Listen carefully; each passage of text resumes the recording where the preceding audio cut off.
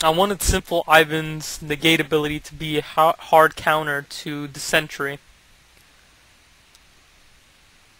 How I wanted negate to affect the sentry's ability to shield itself and several of its units or surroundings minus 2 damage, I felt like this ability needed some sort of counter that would be effective against it. And so negate, when reacting to the sentry's shield, will essentially break it into a glass-like animation, which was the animation I was trying to create, but I didn't have enough time to finish. And it would break into several shards of glass, if you will, when embedding itself near the sentry.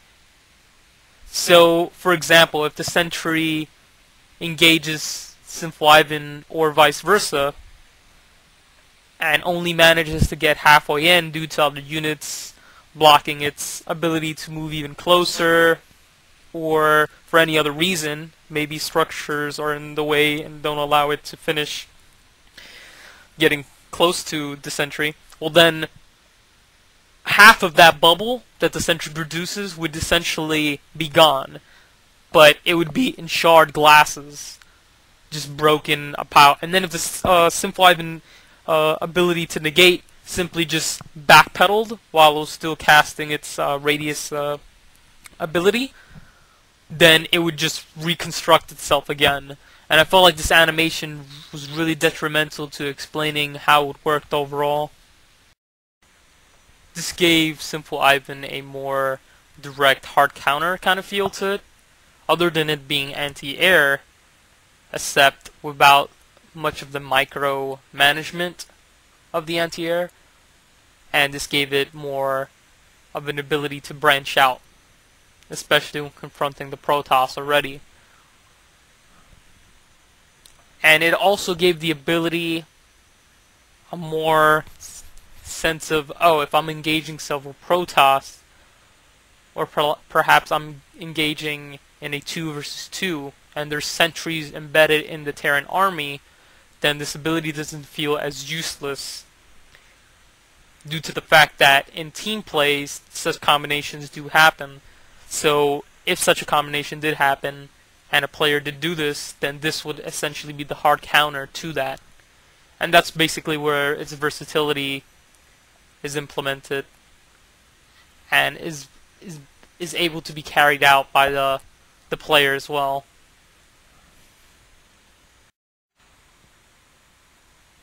Okay, now I'm going to be talking more about its passive abilities, and Sinful Ivan consists of only 2 passive abilities.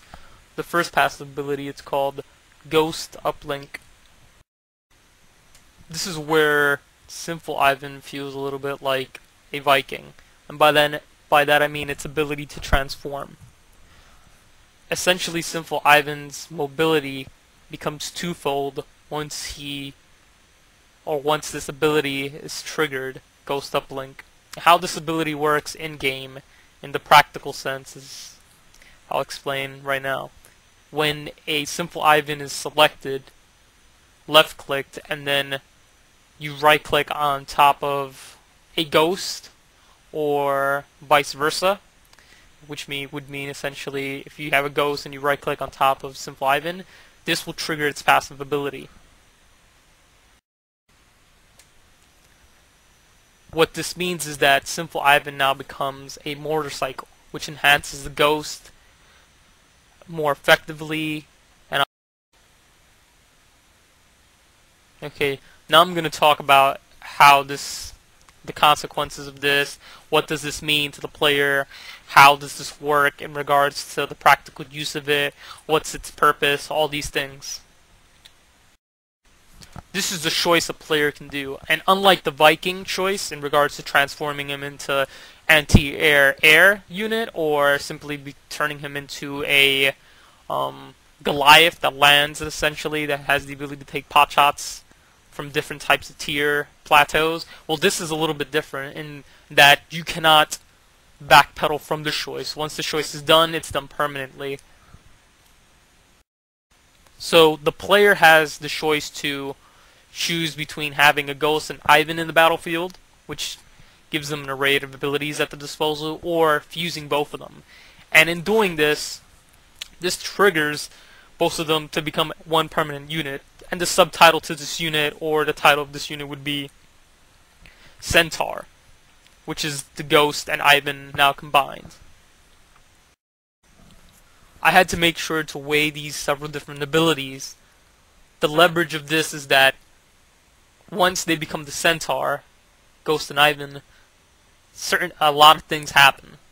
First of all, the Ghost takes priority in regards to abilities. And what I mean by that is that Ivan loses the ability to negate and use Icarus. The Ghost retains 90% of its abilities. What I mean by that is it has the ability to use EMP, Cloak. It can no longer snipe, but it can still use nuclear bombs and whatnot. What Sinful Ivan attributes to this fusion of the Ghost and Ivan is that it enhances the Ghost's speed by a huge amount, which allows it fast transportation while having to take a medevac and still be grounded at the same time. It also makes sure that there isn't an imbalance in abilities.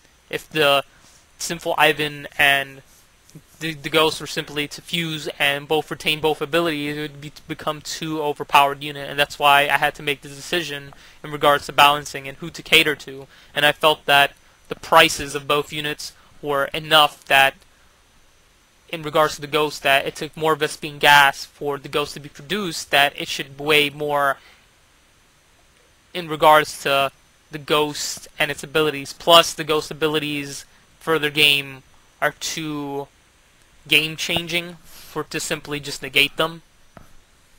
I also felt that the snipe ability, having the speed that Sinful Ivan gives the Ghost, would be too overpowered, simply because Sinful Ivan would then be able to just give the Ghost the speed, and the Centaur would just be able to pass through, take pot shots and snipe people, and have the speed to get away from what it's sniping every single time. And I felt like that wasn't a choice that would make the game for the better. It would just make it more imbalanced.